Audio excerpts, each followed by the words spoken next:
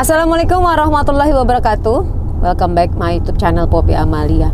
Aku ngebuatnya di jalan nih guys, goyang-goyang kan? Iya jelas lah.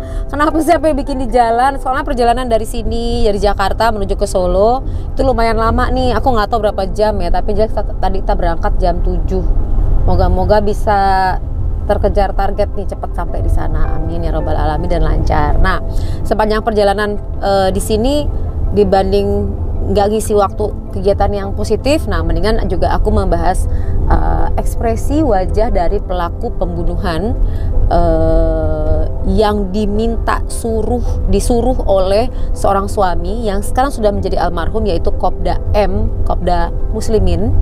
Kamu pasti ngikutin kan prosesnya, aku sudah bikin konten sebelumnya. Nah sekarang ini updatean pemberitaannya, si pelaku ini udah ketangkep. Di sana diwawancara sama TV lah gitu kan. Nah tergambar banget ekspresinya dan apa yang dipikirkan serta bagaimana kronologisnya. Nah ini menarik banget. Tapi juga ada updatean baru juga sih, kalau misalnya suami dari otak dari si pelaku penembakan kepada istrinya ini meninggal ya. Jadi meninggal, innalillahi wa inna ilaihi rajiun, ya meninggal dengan tragis ya. Kenapa sampai bunuh diri? Dan itu dia lakukannya juga di Jawa Tengah, di rumah ibunya gitu loh. Jadi memprihatinkan sekali sih dengan peristiwa kejadian ini. Inti daripada kejadian ini sebenarnya apa yang dikejar, apa yang dicari. Pada akhirnya semuanya tragis gitu loh. Jadi dan begitu ada niat yang tidak baik kepada orang lain, kalau Allah Subhanahu wa Ta'ala belum memutuskan orang tersebut meninggal, yang mau diapain juga ya alhamdulillah istri dari si almarhum pelaku otaknya ini juga masih hidup gitu loh, alhamdulillah ya. Nah yang menariknya lagi adalah si pelaku penembaknya ini tidak mau, walaupun disuruh untuk menembak kepala, itu tidak mau untuk menembak daerah kepala. Ia memilih untuk menuju ke arah perut daripada si korban atau korban yang ingin ditembak tersebut. Nah, kita lihat ya seperti apa ekspresinya. Namun sebelum membahas ekspresinya, kamu like, subscribe, and share terlebih dahulu. Terima kasih. Oh ya, by the way, kamu udah tonton dulu sebelumnya pemberitaan atau penjelasan aku ya di konten sebelumnya, jadi itu wajib banget. Nah, like juga, subscribe, and share. Oke, kita masuk pembahasan.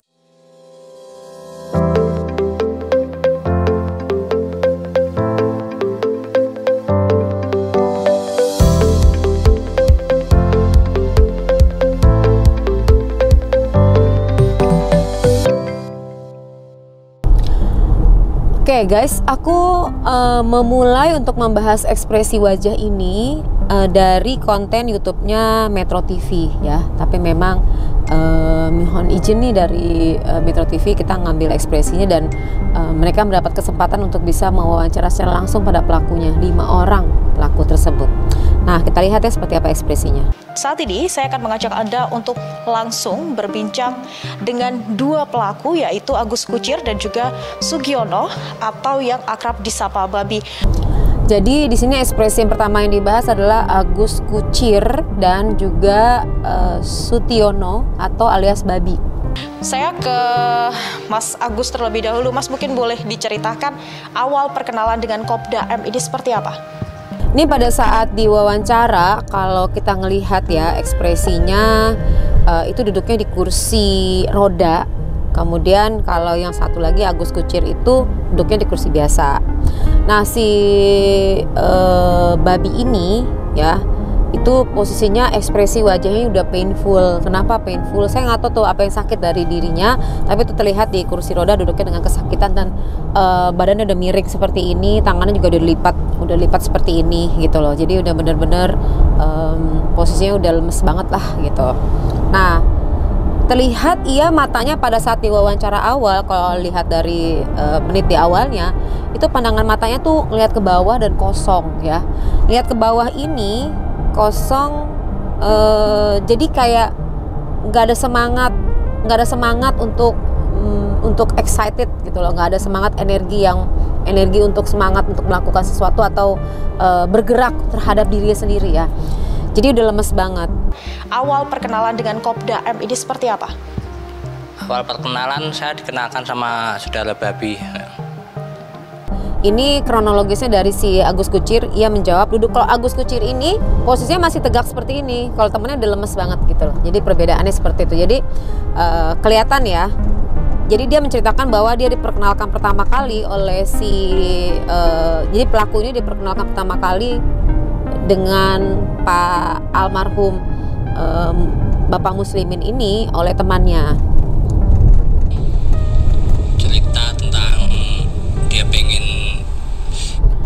Cerita tentang dia sebelum dia ngomong cerita ngelihat ke kanan mendatar ya, kanan mendatar berarti suara yang didengar, cerita tentang berarti ada yang menceritakan kepada dirinya, dia mendengar informasi dari kuping telinganya karena mata itu akan mengambil bagian mana data tersimpan oleh otak. Nah setelah itu pada saat dia ngomong mendengar, dia memejamkan matanya lumayan rapat. Awal perkenalan saya dikenalkan sama saudara babi. Cerita tentang. Nah pada saat awal perkenalan dikenalkan oleh saudara babi itu ngelirik sedikit untuk ke si babi itu ya. Maksud saya Mas Babi ya, itu kan namanya, nama panggilannya, nama nickname-nya. Emang agak aneh sih namanya babi juga, tapi ya udahlah gitu loh. Nah ngelirik sedikit ke arah kiri karena yang bersangkutan ada sebelah kiri. Tentang dia pengen pas lagi ngomong dia pengen ini istrinya pengen menghabisi istrinya, jadi menghabisi, nutup matanya tajam dan ditutup kuat-kuat. Nutup matanya kuat-kuat seperti itu ya, dia merecall memori dan itu nggak sanggup melihat kenyataan yang ada ya. Kenapa sampai nggak sanggup melihat kenyataan yang ada? Karena disuruh ngebunuh gitu loh, disuruh ngebunuh istrinya oleh seorang suami. Jadi kayak sebagai laki-laki mungkin di dalam pemikirannya kok tega banget sih nyuruh untuk ngebunuh istri gitu loh. Jadi jangan sampai dibunuh deh, ibaratnya kayak gitulah. Terus akhirnya berlanjut sampai eksekusi itu. Terus berlanjut sampai eksekusi yang ngeliat ke bawah ya. Kenapa ngelihat ke bawah? Pengalaman emosional ya, jelas lah gimana nggak pengalaman emosional menghabisi nyawa seseorang kan. Oke, berarti saudara babi sudah mengenal sebelum adanya orderan ini ya? Iya, sudah. Berarti saudara babi sudah mengenal sebelum adanya orderan ini ya? Iya, sudah. Yang ngeliat ke bawah. Kenalnya dari mana? Dari saya pekerjanya. Oke, pekerja. Dia ngeliat ke kamera tapi naik turun ya. Oke, pekerja apa mungkin boleh dijelaskan? Kenalnya saya pekerjanya. Pas lagi dibilangin pekerja apa, nunduk dalam banget. Nah ini katanya pas pekerja apa? Pekerja ikut nomor togel. Nah pas lagi ngomong pekerja, jadi pekerja apa? Saya pekerjanya, pekerja apa? Jedanya lumayan, ada beberapa detik. Terus nunduk lagi, dia nunduk lagi, dalam banget nunduknya. Pekerja nomor togel. Nomor togel. Mungkin ikutan undian-undian togel gitu kali ya. Oke, berarti sudah berapa lama mengenal? Lumayan lama. Berapa lama? Lumayan lama. Nunduk lagi dalam. Kalau lumayan lama berarti ya secara tidak langsung sih si pelakunya ini nih, si Pak Babi ini itu kenal sama istrinya. Jadi kenal sama keluarga lumayan lama, at least dia pernah ke rumah, at least dia bisa seenaknya masuk ke dalam rumah dan lain-lain, dan kenal dengan anaknya. Pada saat sepanjang proses itu dia nunduknya ke bawah dalam banget, tangannya disatukan seperti ini, jadi dia defense banget. Kemudian lihat ke bawahnya lama banget pas lagi pertanyaan. Ini sih kayak bukan pengalaman, ada penyesalan, ada pengalaman emosional lebih tepatnya. Saya nggak bilang penyesalan ya, karena nanti lebih tepatnya adalah pengalaman emosional. Masuk ke dalam terowongan guys, kelihatan lagi, kayaknya matahari udah mulai saya buka lagi ya. Dia bilang katanya nggak kuat, udah nggak kuat sama istrinya. Terus pas lagi ngomong, dia bercerita bahwa si pelaku atau otak pelakunya ini atau almarhum M ini bilang kalau udah nggak kuat sama istrinya. Pas lagi ngomong itu dia nunduk ke bawah gitu kan, nggak kuat sama istrinya. Nggak kuatnya karena apa ya? Dan itu perlu dilihat lebih dalam lagi sih, sampai seorang suami nggak kuat sama istrinya. Mungkin nggak kuat karena ia selingkuh, dilarang-larang ya jelas aja sih. Namanya juga istri pasti kan nggak pengen suaminya macam-macam kan, atau dilarang-larang pergi atau macam-macam lah, pokoknya intinya nggak kuat. Istrinya galak. Ya bisa jadi kan, tapi saya nggak tahu juga deh, karena belum tahu kan informasinya. Nggak juga sih, nggak tahu juga deh saya. Tapi di sini nggak ada cerita itu. Udah nggak tahan sama istrinya, makanya suruh ngabisin istrinya. Tahan sama istrinya, makanya suruh ngabisin istrinya.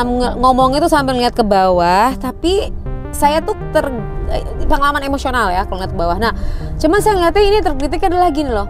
Kalau nggak tahan sama istri, kenapa mesti bunuh gitu loh? Ngerti nggak sih? Kenapa mesti bunuh? Ini kan parah banget di dalam pikirannya, karena tetangga-tetangga juga mengatakan otak pelakunya ini di sekitar tuh baik gitu loh guys, ngerti nggak sih? Jadi kok bisa sih? Ya namanya kepribadian manusia. Kamu harus paham kepribadian manusia tuh yang kelihatan itu cuman baik-baik aja, covernya aja. Kamu harus tahu kedalamannya. Nah, untuk bisa tahu kedalamannya, kamu harus bisa melihat ekspresi wajahnya di 0,4 detik guys. Awalnya saya nggak mau, saya takut. Nah, awalnya saya tidak mau, saya takut. Pas lagi ngomong lihat ke bawah terus-terusan. Jadi disuruh ngebunuh, udah ikut lama, kenal sama keluarga. Kebayang gak sih kenal sama keluarga, istri, anak, terus tiba-tiba disuruh ngebunuh? Ya pasti dia mikirnya ini ngapain sih kayak ngebunuh kayak gini, dia takut, dia ngomong. Saya bilang sama teman-teman, pada ngomong, jangan, nggak usah Bi, nggak usah. Nah, terus dia ngomong sama teman-temannya, jangan Bi, nggak usah Bi, nggak usah Bi.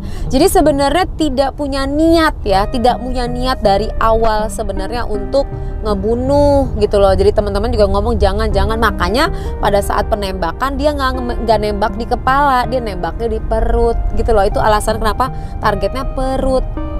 Terus saya ketemu sama si Agus ini, dia bilang, Gus, saya punya temen, istrinya mau dibunuh katanya.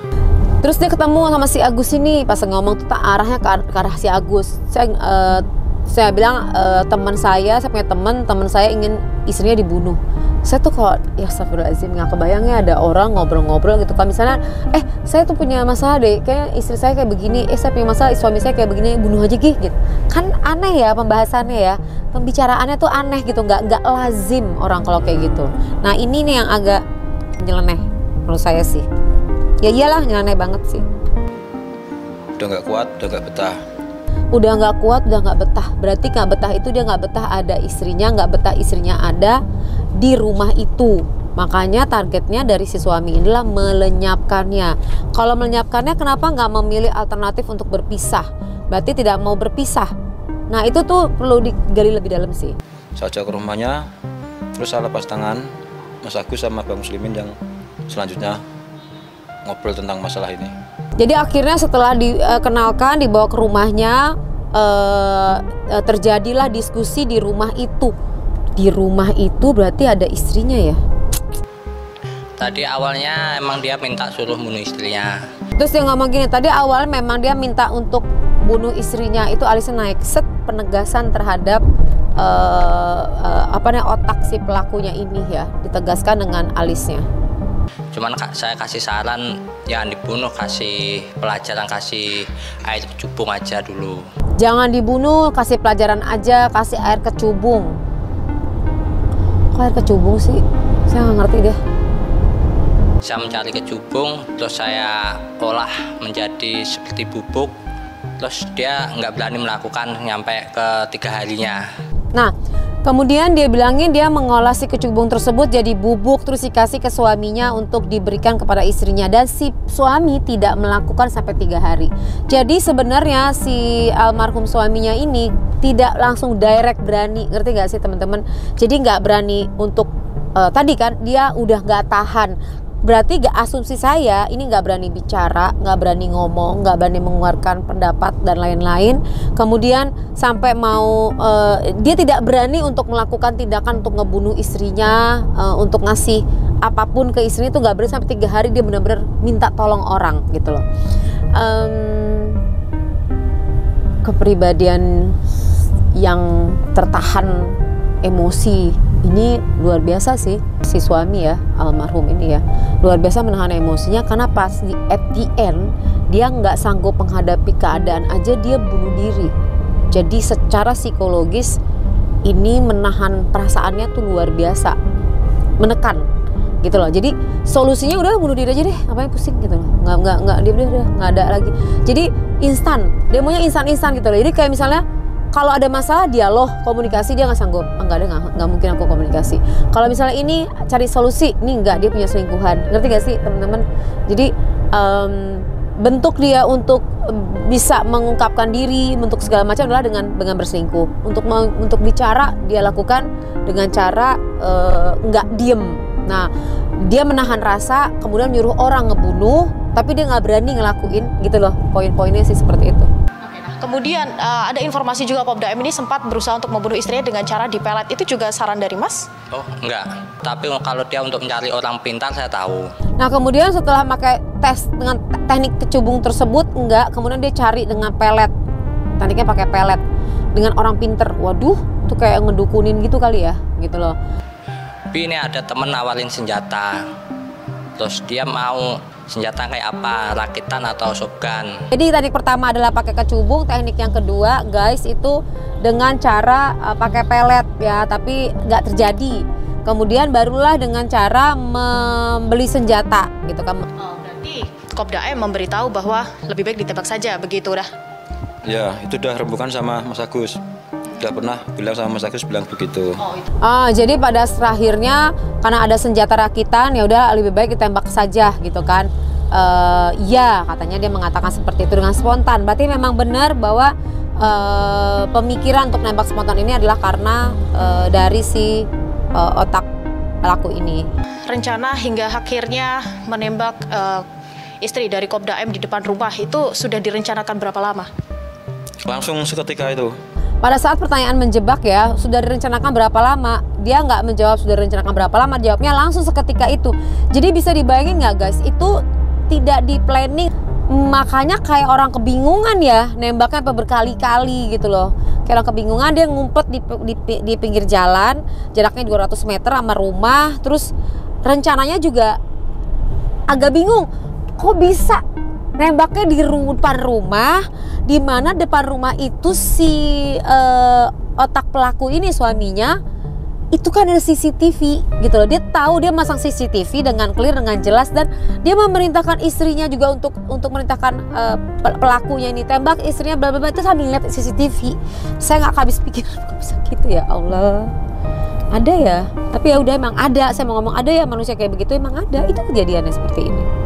Jadi saya naik motor sama si Wonjo itu, saya dipandu oleh Bang Muslimin. Jadi naik motor dipandu oleh si Pak almarhum ya, oleh Pak suami lah saya bilang ya. Jadi oleh Pak suami ini dipandu ke sini. Ini aneh. Kalau saya nggak dipandu nggak tahu orangnya. Kalau saya nggak dipandu saya nggak bisa tahu orangnya gitu loh. Dia pas lagi ngomong ngangguk, nunduk lagi. Dia benar-benar nunduk dan saya suruh nembak kepalanya tapi saya nggak tega. Saya disuruh nembak kepala tapi saya nggak tega, dia ngegeleng. Itu honestly sih, gitu loh. Saya suruh nembak kepalanya, nunduk begini, tapi saya nggak tega. Nah pas lagi ngomong nggak tega, dia mengalami penurunan suaranya. Ya, bisa dibilang kesedihan, ada rasa nggak percaya diri pada saat bicara. Kemudian menunduk dalam banget karena soalnya ada anaknya. Karena ada anaknya. Pas lagi dia ngomong karena ada anaknya, itu nunduknya dalam banget. Dalam banget. kamu bisa lihat langsung. Kenapa sampai dalam begitu guys? Nembak dari jarak deket, itu anaknya di depan gitu, ngerti gak sih? Di depan nembak, itu keduanya adalah orang yang dikenal, di mana ia bekerja untuk suaminya. Kemon deh, orang yang bekerja untuk suaminya pasti setiap hari ngelihat istrinya bercanda-bercanda mungkin sama anaknya, dia harus nembak dengan jarak dekat, dan dia tidak melakukan itu di kepala, dia tetap arahnya ke perut. Jadi di depan anaknya. Mas Babi ini sudah pernah datang ke rumahnya Kopda M. Apakah secara pribadi sudah pernah bertemu dengan istrinya? Sudah pernah. Ini agak bingung ya, dibilangnya dia nggak kenal, tapi dia bilang nggak kenal, perlu dipandu, tapi dia pernah ke rumah. Aduh, Pak Babi ngomongnya. Saya sudah pernah ketemu istrinya, bahkan saya kenal sama Mbak Rina. Dia bilangnya perlu dipandu, tapi dia itu kenal, pernah ke rumah. Terus dia ngangguk, terus dia punya perasaan emosi terhadap si pelaku. Akhirnya bukan perasaan suka ya, ngerti gak sih? Punya konektivitas, punya memori sebelumnya. Tapi dia minta dipandu. Mungkin pemahaman minta dipandu itu kekuatan, kepercayaan diri agar dia mampu untuk melakukan karena nggak tega. Mungkin ya. Jadi dia bilangnya tadi dia nggak kenal, perlu panduan. Pemahaman panduan ini bukan karena nggak kenal, dia perlu untuk, ngerti gak sih? Kalau orang mau main tinju tuh, ayo kamu bisa. Nah ini kayak butuh effort dari si bapak ini untuk dia melakukan hal seperti itu. Maka dia ngomong butuh panduan. Bukannya nggak kenal, tapi dia kenal. Jadi dia butuh ada yang bisikin dia atau yang ngerakin dia. Nah ini berarti sampai si Mas Babi ini mau melakukan tindakan tanpa mikir efeknya ini berarti dia punya hutang budi yang banyak. Dia adalah leader, figur yang dia dengar, yang dia berani, dan dia nekat ngelakuin ini. Motifnya itu begitu kuat karena tadi ya kekuatan si leadernya ini atau yang nyarahin ini kuat banget sama si kepribadian si pelaku ini, sampai dia butuh effort untuk ayo kamu pelaku lakuin gitu, gara-gara suara-suara dari si suaminya ini. Kemudian penembakan itu terjadi di depan rumah Kopda M, yang pasti di situ ada CCTV. Apakah memang inisiatif dari Mas untuk melakukan penembakan itu di situ, atau memang diminta Kopda M untuk menembak di depan rumah? Bukan. Akan ditanyakan, kenapa nembaknya di situ? Enggak sebenarnya tidak di situ. Itu kan ada CCTV, sama kayak pertanyaan saya tadi kan. Ini kan nggak masuk akal deh ceritanya gitu loh. Dan ternyata memang bukan rencananya nembaknya di situ.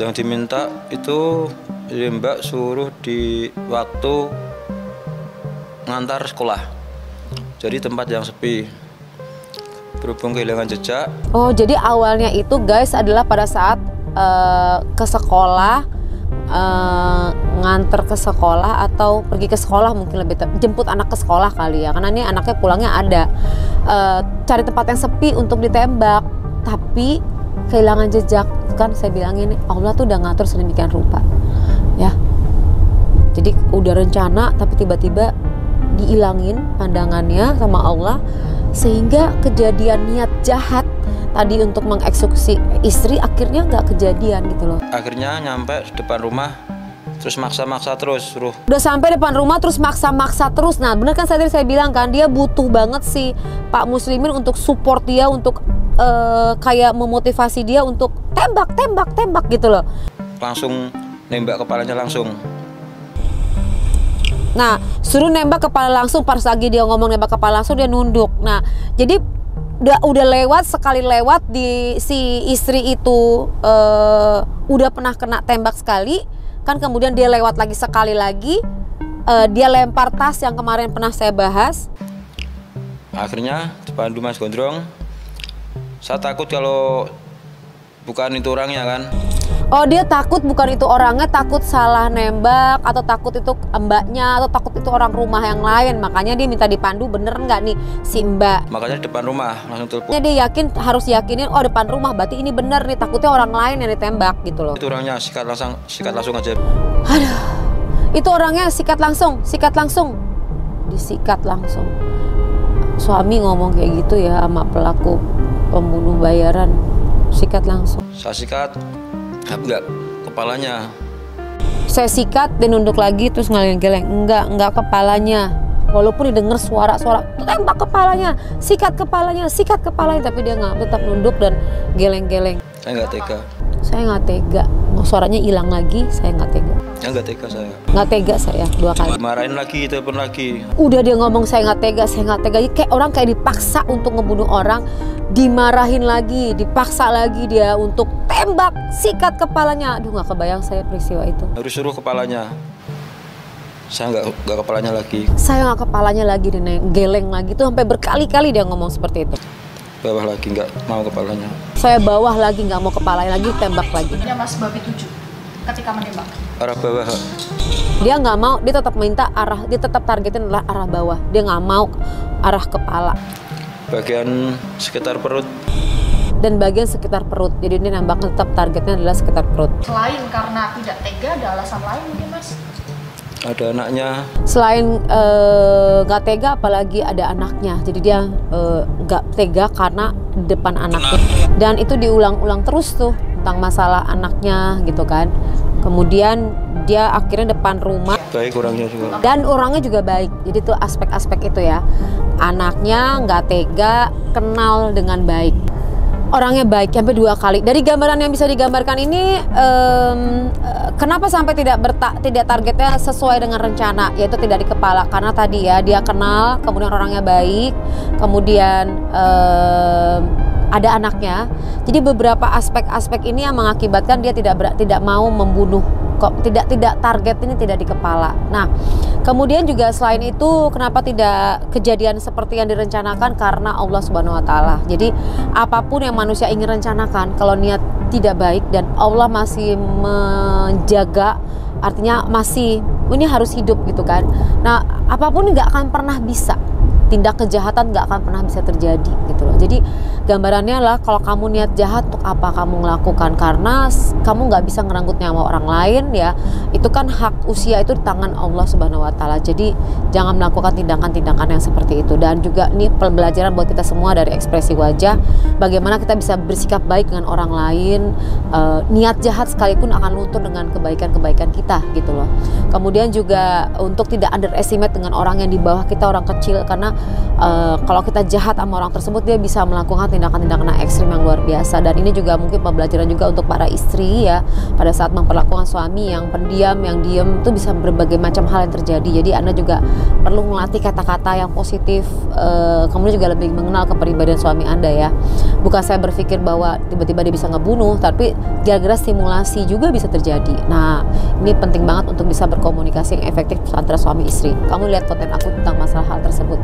Oke, dari gambaran di sini kita bisa mengambil hikmahnya adalah bagaimana kita bisa bersikap baik dengan orang lain, bagaimana kita meyakini kemanapun kita pergi Tuhan itu selalu ada, dan tidak kejahatan sejahat-jahatnya apapun kamu pasti akan berbalik ke diri kamu sendiri. Justru orang yang niat ingin membunuh istrinya, justru si niat yang jahat ini akhirnya bumerang ke dirinya sendiri, ia mengakhiri hidupnya sendiri gitu loh. Nah, semoga kita semua tidak ada yang berada dalam kondisi tersebut. Kalau kamu tidak bisa komunikasi dengan istri kamu atau dengan suami kamu bisa konseling kok ya, konseling ke Poppy Psikolog untuk kamu bisa dapetin layanan psikologi. Oke? Jangan ditahan sendiri. Demikian, kasih komen di bawah ini. Tunggu untuk analisa-analisa berikutnya. Wassalamualaikum warahmatullahi wabarakatuh. Bye-bye.